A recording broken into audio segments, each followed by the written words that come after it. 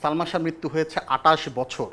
জি, মাত্র এই যে 6 তারিখ 28 বছর হলো। হ্যাঁ, এই দীর্ঘ সময় আপনি কখনো কোনো টেলিভিশনে আসেননি, আজকে প্রথম চ্যানেল 24 আপনাকে দেখা যাচ্ছে।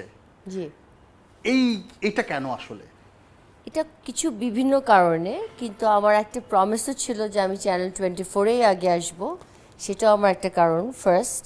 আর সেকেন্ড কারণ হচ্ছে যে আমার কিছু কথা বলার এখন সময় হয়েছে। এই 28 বছর আপনি হয়তো কথা বলেননি, কিন্তু আপনার যিনি শাশুড়ি ছিলেন নীলা চৌধুরী, তিনি যতবারই সালমান শাহ প্রসঙ্গ উঠত বারবারই উনি বলেন তাকে হত্যা করা হয়েছে এবং সেখানে অন্যতম আসামি আপনি।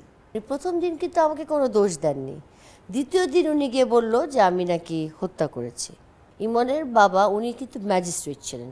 আচ্ছা, হ্যাঁ, উনি ফার্স্ট ক্লাস ম্যাজিস্ট্রেট ছিলেন, 14 বছর চাকরি করেছেন।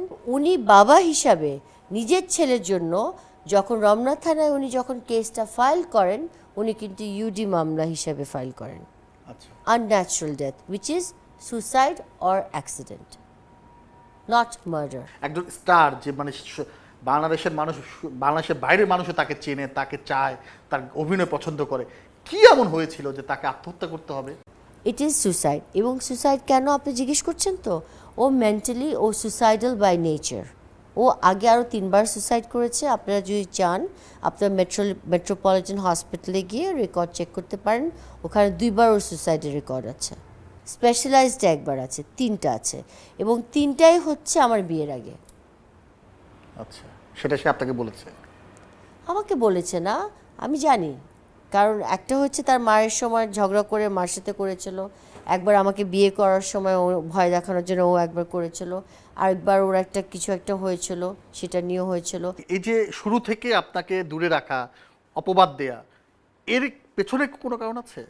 ইমরানের আম্মা কিন্তু আমাকে প্রথম খুব আদর টাদর করেছে, প্রথম যখন বিয়ের আগের কথা বলছি। বিয়ের পরে যখন দেখলো আমার বাবা মার সম্মতি ছিল না, তখন থেকে ওনার চেঞ্জটা আসে। She starts changing. তখন তার অ্যাটিটিউড যে অ্যারোগেন্ট হয়ে যায়, আমাকে বকা মার, এগুলো তখন ওনার ফিজিক্যাল অ্যাবিউজ, এগুলো তখন ওনার শুরু হয়। 6 তারিখ ছিল সালমান শাহর মৃত্যুবার্ষিকী। জি, ওই দিন চ্যানেল 24-কে নীলা চৌধুরী একটা ইন্টারভিউ দিয়েছেন।